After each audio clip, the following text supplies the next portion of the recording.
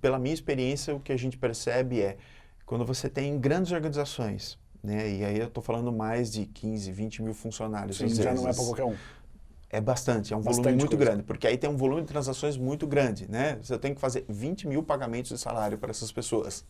Eu tenho que fazer transações contábeis de, né, provavelmente um grande número de fornecedores. Gustavo, eu quero falar um pouco sobre CSC. Você participou da estruturação e da montagem de um Panamá? Foi Costa Rica. Costa Rica. Costa Antes de Rica. mais nada, explica para quem não conhece o que é um CSC. Então, CSC, a gente gosta muito de trabalhar com acrônimos, né? Centro de Serviços Compartilhados. Centro de Serviços Compartilhados. E acho que é uma estratégia que não é de hoje, né? Sim. Acho que grandes multinacionais, principalmente, mas grandes organizações, mesmo nacionais, acho que acabaram percebendo que ter um monstro, né, para realmente dar serviços, né, para a estrutura e para o negócio, às vezes acaba custando muito, né? E às vezes até ter coisas que são replicadas em diversos lugares que poderiam ser de alguma forma centralizadas, né?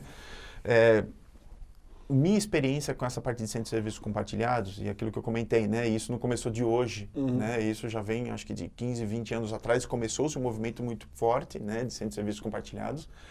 Acho que o grande ponto dos centros de serviços compartilhados é trazer, acho que, um valor agregado com o processo de centralização, né, para padronizar e trazer algo que seja mais comum, né, a todos, mas tem um impacto também de custo, né, que eu acho que esse é um driver importante, né, que quando a gente pensa, né, e aí o questionamento, né, por que Costa Rica, né, por que, né, vamos pensar na Índia, ou vamos pensar Panamá. em outro lugar, Panamá, que seja, outros, acho que tem um driver importante que é custo, né, Quando você fala custo, é a mão de obra, lá, os funcionários custam menos, é isso, tem menos imposto.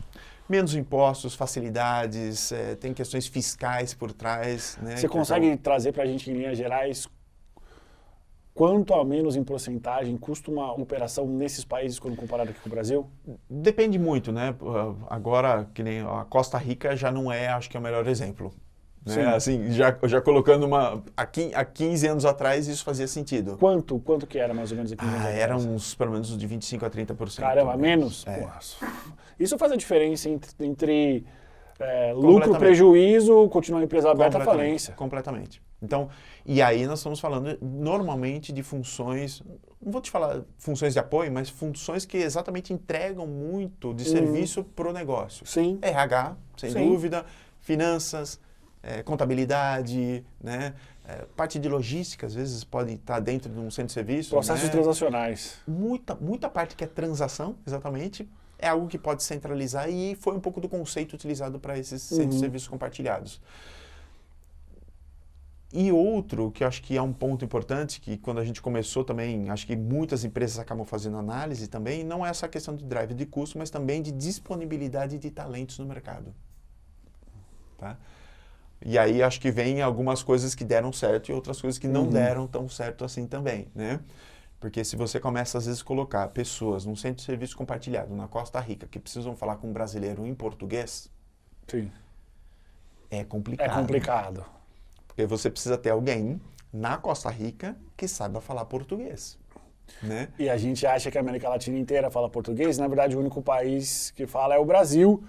E a gente acha que... E esse foi um dos aprendizados. Né? A gente precisa entender que, se não me falha a memória, só 9 países no mundo falam português. Isso. E que tem um desenvolvimento considerável é Brasil, Portugal e Angola, que eu me lembre. Isso. Então, esse é o tipo de coisa que, no final das contas, foi feita a análise, bem, cobria-se 80%, 90%, mas ficou sobrando aqueles 10%, 20%, né? Que no final das contas, mas e o idioma? Né? Será que a gente vai conseguir realmente recrutar pessoas que falam português na Costa Rica, né? Ou em qualquer outro lugar, né? A gente até brinca, né? Falando, quantas vezes você não chamou o cartão de crédito e algum atendente na Índia conversou com você aquele português malemar, que você falou assim, nossa, mas será que é um brasileiro que está falando isso ou não? Não. Provavelmente é um indiano, que aprendeu português e está falando com você num hotline aí no cartão de crédito. É isso, né? Então, acho que tem uma questão de centros de serviços compartilhados que foca em custo e foca também na questão de centralização de processos transacionais e também buscando talento, né? Se eu tenho um mercado que tem desenvolvimento, tem profissionais e tudo, e eu posso pagar menos por isso, Eu acho que esse é um conceito básico de centro de serviços compartilhados. Quando que uma empresa ela pode começar a pensar em ter um CSC? Tem algum tipo de indicador, tamanho de empresa, número X de mesmo processo?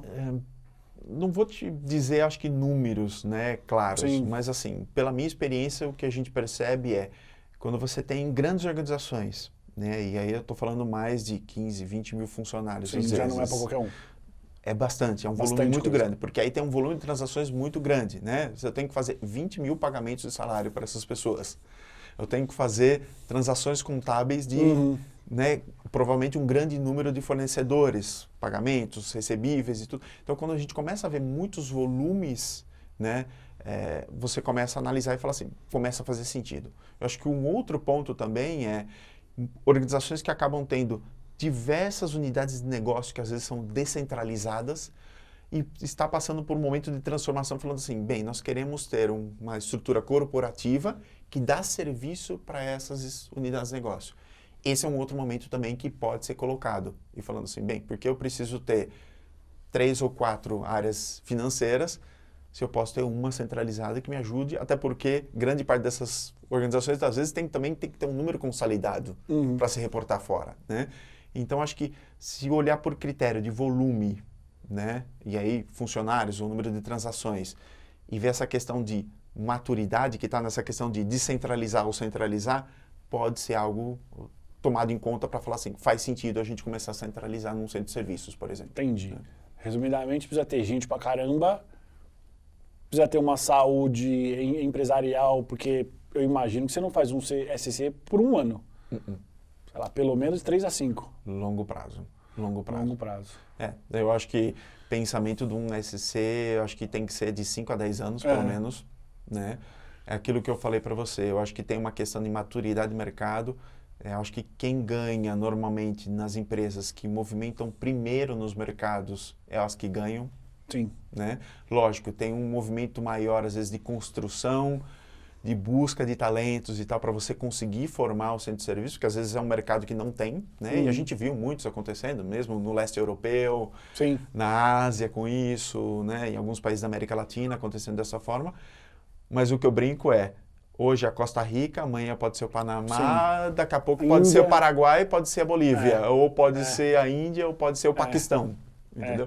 Então, depende muito dessa dinâmica da força de trabalho, que aí, no final das contas, tem que ser essa visão mais de longo prazo. Falando assim, seremos os primeiros a chegar nesse mercado, pelo menos tem que ser um resultado que nos dê de 10 a 15 anos, porque senão não faz sentido a gente fazer todo esse movimento. E aí é interessante esse teu posicionamento, Gustavo, porque no mundo que nós temos hoje, eu duvido algum negócio que consiga fazer uma previsão com 50% de chance de dar certo para os próximos 10 anos. Duvido. Não tem. É difícil e por isso que eu acho que cada vez mais essas decisões de estratégia, de alguma forma mover grandes estruturas, acho que cada vez mais precisa ser pensada, né? Eu acho que tem outros conceitos de centralização de serviços que às vezes pode ser não só baseados em localidade. Sim. Né? Eu acho que já tem organizações começando a fazer isso, falando assim, rapaz, que não faça sentido eu pegar e mandar um monte de brasileiro, sei lá, para o México, né? Porque no México eu preciso ter meu centro de serviços compartilhados, exemplo, né?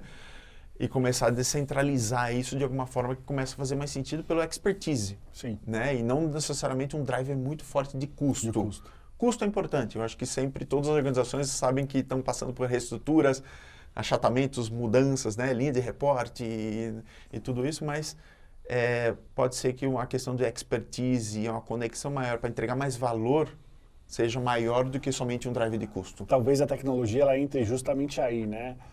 Trazer uma agilidade, uma acuracidade nas informações e nos dados para gerar mais valor. Né? Eu acho que aí depois entra em chatbots e outras coisas que... Chatbot, automação, IA, e aí vai. Exatamente. Muito bom. Gostou desse vídeo? Se você tiver dificuldades para encontrar profissionais da área de recursos humanos, remuneração, folha de pagamento, desenvolvimento organizacional, recrutamento e seleção, People Analytics, relações sindicais e trabalhistas e todas as demais áreas que compõem a área de RH, manda uma mensagem pra gente que a gente vai ficar muito feliz de te apresentar os melhores talentos do mercado. Solicite uma proposta através do nosso site www.techers.com.br.